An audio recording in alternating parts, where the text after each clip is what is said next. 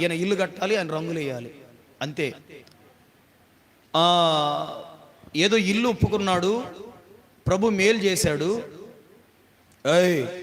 మీరు కుదురుగా కూర్చుంటే ఉండండి మందిరంలో, లేకపోతే బయటికి వెళ్ళిపోండి ప్రశాంతంగా. పని ప్రభు మేలు చేశాడు నాన్న, కానుక పంపిస్తున్నాను, పంపించేశాను, ప్రార్థన చేయండి అంది.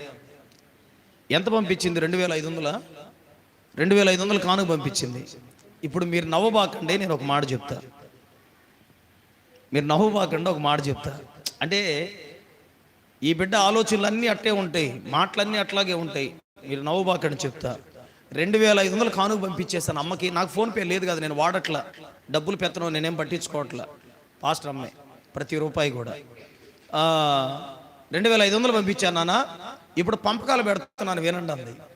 ఏంట్రా పంపకాలు అంటే, 500 మా తమ్ముళ్ళకి ఏదన్నా